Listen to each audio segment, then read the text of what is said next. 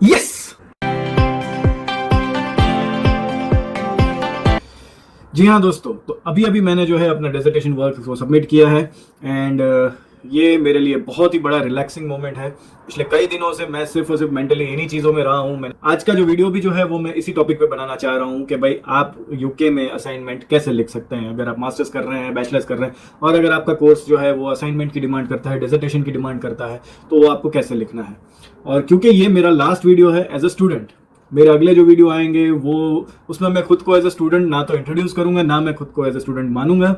तो ये as a student मेरा लास्ट वीडियो है, तो मैं आज इस वीडियो में स्टूडेंट की एक सबसे बड़ी जो चैलेंज है उससे रिलेटेड मैं ये वीडियो बनाना चाह रहा हूँ। हालांकि ये वीडियो अपने टाइम से थोड़ा जल्दी है, अभी सितंबर इनटेक शुरू ही हुआ है, अभी जस्ट स्टूडेंट आ ही रहे हैं, लेकिन ये वीडियो उन लोगों के लिए तो बहुत ही यूजफुल होगा जो जनवरी इनटेक में आए हैं, या इवन आगे भी जब ये वीडियो लोग देखेंगे तो ये उनको बहुत काम लगेगा कि भाई यूके में असाइनमेंट्स कैसे लिखे जाते हैं, क्या क्या एक्सटेंशन आपको यूज करना चाहिए, किस किन चीज़ों का आपको ध्यान रखना चाहिए, क्या करना चाहिए क्या नहीं करना चाहिए, इन सभी चीज़ों के बारे में मैं आज की वीडियो में आपको बताऊंगा। तो मेक श्योर कि आप एंड तक इस वीडियो पे बने रहें। और मैं वीडियो शुरू करूं उससे पहले मैं अपने बारे में बता दूं, मेरा नाम है ईशान मलिक और मैं यहाँ पर यूके में स्टूडेंट्स की हेल्प के लिए बहुत सारे वीडियोस बना चुका हूँ और बनाता हूँ, एंड मेरे से बनती हर तरह की कोशिश मैं करता हूँ उनकी हेल्प हो सके। तो आप में से जो लोग भी मुझे पहली बार देख रहे हैं, please subscribe the channel and चलिए अब शुरू करते हैं। तो सबसे पहले बात कर लेते हैं कि यूके में असाइनमेंट किस तरह के होते हैं या क्या होता है असाइनमेंट यहाँ पर।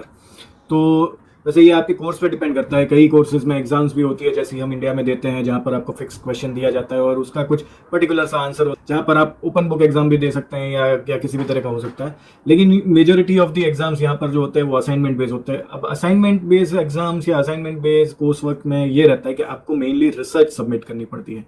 आपका जो भी मॉड्यूल होगा, जो भी सब्जेक्ट होगा, उसका कोई एक पर्टिकुलर टॉपिक होगा, उस पर आपको रिसर्च करनी रहेगी और वो जो रिसर्च वर्क है वो आपको सबमिट करना रहेगा। अब ये रिसर्च वर्क जो है ये कॉम्बिनेशन होता है कि जो भी चीज़ें आपको पढ़ाई गई है क्लासरूम के अंदर, जो भी आपको थियोरीज या जो भी आपको लिटरेचर प्रोवाइड किया गया है आपके मॉड्यूल लीडर के थ्रू, या आपके जो भी आपको पढ़ने के लिए दिया होगा, या आपकी टेक्स्ट बुक्स होगी, या इनका मिश्रण, और आपने जो चीज़ें वेबसाइट्स पे फाइंड आउट करी होगी, यूट्यूब वीडियोस पे फाइंड आउट करी है, कहीं पॉडकास्ट से सुना, कहीं न्यूज़पेपर में सुना, तो इन सब का कॉम्बिनेशन का एक रिसर्च वर्क जो है वो आपको सबमिट करना रहता है ये असाइनमेंट्स में। तो अब इसमें असाइनमेंट भी यूजुअली आपको दो तरीके के मिलते हैं। एक होता है कि आपको आप ही के तरफ से अपना टॉपिक चूज करना रहेगा, और दूसरे तरह का असाइनमेंट होता है जहां पर आपको एक पर्टिकुलर सेक्शन पे या पर्टिकुलर टॉपिक पे आपको रिसर्च वर्क सबमिट करनी रहेगी। अब मैं पहले टाइप की बात करता हूं कि जहां पर आपको टॉपिक भी खुद ही सिलेक्ट करना है, उसकी रिसर्च भी खुद ही करनी है और उसका फिर सबमिशन और वो सब कुछ करना है। तो पहले टाइप के मैं अपने ही कोर्स का एक एग्जांपल देता हूं। तो सेमेस्टर 1 में हमारे एक सब्जेक्ट में था कि हमें कोई भी अपनी पसंद की एक कंपनी का ये हमें फाइंड आउट करना है और उसको रिप्रेजेंट करना है कि उन्होंने अपने टाइम में या उनकी अपनी कंपनी में कोई उन्होंने डिजिटल ट्रांसफॉर्मेशन किया था, और अगर वो किया था तो उसके बाद उनके क्या इफेक्ट्स आए, अच्छे इफेक्ट्स आए, बुरे इफेक्ट्स आए, और क्या उनका हुआ। तो वो कंप्लीट एक रिसर्च वर्क हमें सबमिट करनी है। तो उस वक्त मैंने अपना जो रिसर्च वर्क है वो बायजूस पे किया था, क्योंकि तो मेरा उस वक्त जो रुझान है वो एडटेक पे बहुत ज़्यादा था और बहुत ही मेरा मन था कि मैं बायजूस की जो है वो मैं उसको कवर करूँ या उसको स्टडी करूँ। तो मैंने बायजूस की पूरी केस स्टडी को कवर किया था और उसमें से एक फाइंड आउट किया था कि भाई उनका पहले फिजिकल क्लासेस थे, फिर वो लोग उन्हें ऐप बनाई और फिर वो ऑनलाइन चले गए और आज तो वो यूनिकॉर्न बन चुका है एंड ऑल। तो ये पूरी जो बायजूस की जर्नी थी उसका एक छोटा सा सेक्शन जो है वो मैंने रिप्रेजेंट किया था अपने कोर्स वर्क में या कहेंगे अपने रिसर्च वर्क में। अब दूसरा जो है कि जहाँ पर आपको आपके प्रोफेसर है या आपका जो एग्जामिनर है वो आपको एक टॉपिक देता है और उस पर आपको डेडिकेटेडली या पर्टिकुलर रिसर्च करनी है। तो इस पर हमारा मैं सेमेस्टर 2 की बात करना चाह रहा हूँ। यहाँ पर हमको एक टॉपिक दिया गया था रेफ्यूजी एंटरप्रेन्योरशिप पे,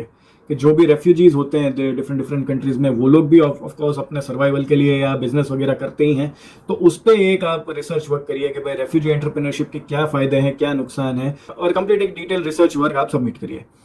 तो मैंने तो अपने सेमेस्टर 2 में ही अफगानिस्तान के टॉपिक पर मैंने रिसर्च किया था कि काफ़ी अफगानीज, इवन ये जो अभी जो हुआ उससे पहले से ही दिल्ली में रह रहे थे, और मैं ये कह सकता हूँ कहीं ना कहीं मैं आज से 6-8 महीने पहले ही अवेयर हो चुका था कि अफगानिस्तान में क्या चल रहा है।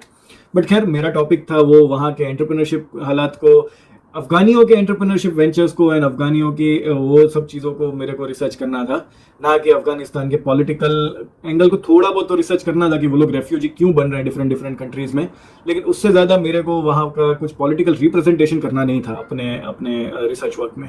तो अब बात कर लेते हैं कि आपको असाइनमेंट लिखना कैसे है। तो जो मैंने पहला टाइप बताया कि जिसमें आपको अपना सब्जेक्ट या अपना टॉपिक जो है वो खुद ही चूज करना रहता है, तो इसमें मेरे अकॉर्डिंग आपको 50-50 का रेशियो रखना चाहिए कि भाई 50% जो है वो आप एकेडमिक लिटरेचर में से ही अपना रिसर्च वर्क करेंगे और वो आप रिप्रेजेंट करेंगे। अब एकेडमिक लिटरेचर में यहाँ पर आपका आ सकता है टेक्स्ट बुक्स, आपके प्रोफेसर के नोट्स, जो भी लेक्चर नोट्स जो आपने बनाए होंगे, इसके अलावा आपको जो टेक्स्ट बुक्स रेफर करने को दी होगी, या जो जर्नल्स या जो आर्टिकल्स आपको पढ़ने के लिए बोले होंगे, या उसके अलावा भी आपने जो भी जर्नल्स आर्टिकल्स जो एकेडमिकली रेफरेंस्ड है या जिनका एकेडमिक क्रेडिबिलिटी है, वो अगर आपने इसमें उनके थ्रू अगर आपने वो रिसर्च वर्क सबमिट करी है या वो लिखा है, तो उसका आपको वेटेज जो है वो 50% रखना चाहिए। इसके अलावा दूसरा जो है वो 50% है वो आपकी एक्सटर्नल रिसर्च जो आप करेंगे, यानी जैसे आपने कोई पॉडकास्ट सुना, कोई वीडियो देखा होगा, कोई वेबसाइट का आर्टिकल पढ़ा। अब मैं यहाँ पर पब्लिक वेबसाइट और एकेडमिक वेबसाइट्स दो अलग अलग यहाँ चीज़ें होती है। एकेडमिक वेबसाइट्स बिल्कुल ही अलग होती है और उनका एकेडमिक वेटेज ही काउंट होता है, और जो बाकी की जो वेबसाइट है जैसे कि विकीपीडिया हो गई या यूट्यूब में आपने अगर भले आप एजुकेशनल कंटेंट ही देख रहे हैं और वहीं से आपने भले कुछ नॉलेज उठाया या कोई पॉडकास्ट सुना होगा या वहाँ से आप, और या किसी की भी आप कोई है कि बुक पढ़ते हैं,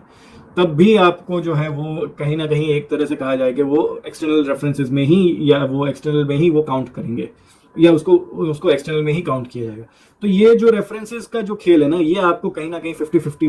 मेंटेन करना चाहिए जब आपका टॉपिक जो है वो आप खुद चूज कर रहे हैं। इस पर थोड़ा 19-20 चल सकता है, अगर आप 60-40 भी चले जाते हैं तो कोई बहुत बड़ा इश्यू नहीं आ जाएगा कि अगर आप 60% जो है वो आप अपने एक्सटर्नल रिसर्च में चले गए और 40% ही आपने एकेडमिक को रिप्रेजेंट किया है तो भी चल जाता है। जैसे कि मैंने शेयर किया कि जब मैं बायजूस की केस स्टडी कर रहा था तो उसमें हमारा तो ये था कि जो भी बायजूस ने अपने टाइम पे जो इम्प्लीमेंटेशन किया, अब उसको मैं अब किसी भी एकेडमिक थियोरी के साथ या किसी भी एकेडमिक वो क्या बोलते हैं फिनोमिना के साथ उसको मुझे लिंक करना है कि हाँ भाई ये जो इन्होंने किया वो इस थियोरी के अकॉर्डिंग किया या उस फ्रेमवर्क के अकॉर्डिंग किया या ये उन्होंने यूज़ किया वो उन्होंने यूज़ किया, तो ऐसा सब है ना जोड़ जाड़ के आपको कैसे भी करके करना है। लेकिन उस केस में भी मेरा जो अगर मैं वेटेज बोलूँ तो शायद मैं 70% तक चला गया था, और क्योंकि वो सेमेस्टर 1 भी था और वो एक्चुअली वेरी फर्स्ट सब्जेक्ट था हमारा, तो ज़्यादा नॉलेज भी नहीं थी हमको कि भाई कैसे लिखना है कैसे नहीं।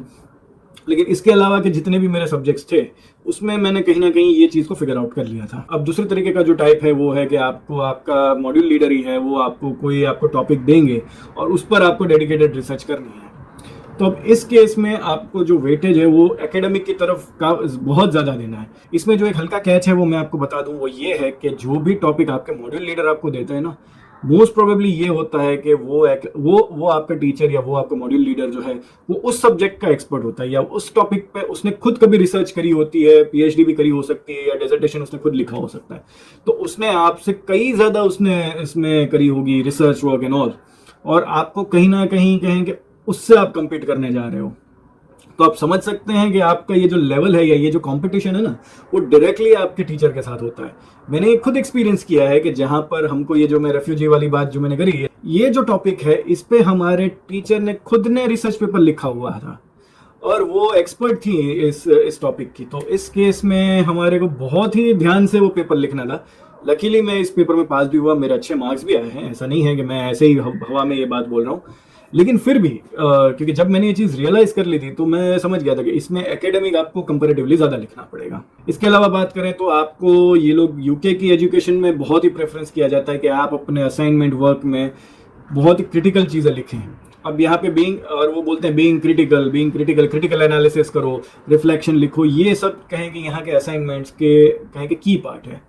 अब बीइंग क्रिटिकल में आपको मैं एक जस्ट सिंपल सी बात बता देता हूँ कि आपने कोई भी मूवी देखी है, आपको अच्छी लगी या बुरी लगी, लेकिन आप उस मूवी को क्रिटिक जरूर करते हो, आप उस मूवी को जज जरूर करते हो। अच्छी लगती है तो भी आप अपने अपने पैरामीटर्स में उसको जज करते हो कि हाँ भाई ठीक है, मुझे इस फिल्म के गाने अच्छे लगे थे, मुझे इसका हीरोइन अच्छा लगी, या मुझे इसका हीरो अच्छा लगा, या मुझे लोकेशन अच्छी लगी, सब, या ओवरऑल कहानी अच्छी लगी, जो भी अच्छा लगा। तो वो सब आप चीज़ें इवेल्युएट करते हैं, और अगर आप आगे जब किसी से बात करते हैं या अपने दोस्तों के साथ उस फिल्म का जिक्र करते हैं या घर वालों के साथ डिस्कशन करते हैं, तो फिर वो आप लोग आपस में डिस्कस करते हैं कि भाई आपको ये चीज़ें पसंद आई। और बीइंग क्रिटिकल, यहाँ पे क्रिटिकल होने में ये होता है कि आप उसी में अपना सजेशन भी देते हैं कि भाई ये चीज़ें शायद थोड़ी और अच्छी करी जा सकती थी, या इस चीज़ को ऐसा ना करके ऐसा किया जा सकता था। तो यही चीज़ आपको आपके असाइनमेंट में भी करनी है कि सपोज आपने किसी भी किताब में से कोई एक चीज़ पढ़ी और वो आपने अपने असाइनमेंट में लिखी, या कोई भी एक समरी लिखी है जो इस बुक से रिलेटेड हो या उस आर्टिकल से रिलेटेड हो या कुछ भी हो, तो वहां पर आपको अपने वो चीज़ में लिखना है कि भाई ठीक है ये चीज़ें तो इन्होंने करी, लेकिन आप ये भी सजेस्ट करते हैं या आप ये सोचते हैं कि भाई आप इसमें ये चीज़ें भी करी जा सकती थी, या इस तरह से भी इस चीज़ को आगे बढ़ाया जा सकता है, या इस तरह से भी इसको काम में लिया जा सकता है। इसमें मैं एक छोटा सा हैक दे दूं कि अगर तो आप कोई भी चीज़ किसी भी जर्नल से या किसी भी आर्टिकल से या किसी भी रिसर्च पेपर से अगर आप उठा रहे हैं और उसकी समरी बना के आप रिप्रेजेंट कर रहे हैं, तो मोस्ट ऑफ द केसेस में 95% केसेस में तो ये होता है कि जिसने वो रिसर्च पेपर लिखा है उसने खुद ही अपने क्रिटिकल पॉइंट्स वहां पर दिए होंगे उस पेपर में। उन्होंने खुद लिखा होगा अपने पेपर में कि ये चीज़ें जो हैं वो उन्होंने कवर नहीं करी हैं, और ये चीज़ें वो लोग सजेस्ट करते हैं आगे वाले जो भी रिसर्च करने वाले हैं इसी टॉपिक पे, उनको वो सजेस्ट करते हैं कि ये चीज़ों पर वो आगे अपनी वो रिसर्च लेके जाए। तो अगर आप रिसर्च पेपर से या जर्नल से कहीं से भी आप लिखने वाले हैं तो वहाँ तो आपको ज़्यादा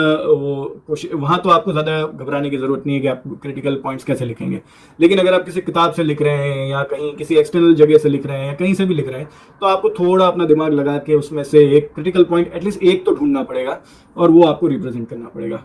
एंड अगर वो आप ये सब चीज़ें इमेजेस के थ्रू, एग्जाम्पल्स के थ्रू, चार्ट्स हो गया या फिगर्स हो गए, इन सब के थ्रू अगर आप इन सब चीज़ों को रिप्रेजेंट कर सकते हैं तो इसके आपको बेटर मार्क्स मिलेंगे। सॉरी दोस्तों, रुकावट के लिए खेद है, लेकिन ये वीडियो जो है वो बहुत ही लंबा हो चुका है, तो ये वीडियो जो है वो 2 पार्ट में कंटिन्यू होगा। तो ये था अभी तक का पार्ट 1 इस वीडियो का। अगर ये वीडियो आपको पसंद आया है तो please like the video, share the video with your friends जो भी असाइनमेंट लिखने वाले हैं या लिख रहे हैं, and subscribe this channel for same kind of a video. And thank you for watching the video. Hope to see you in the next one.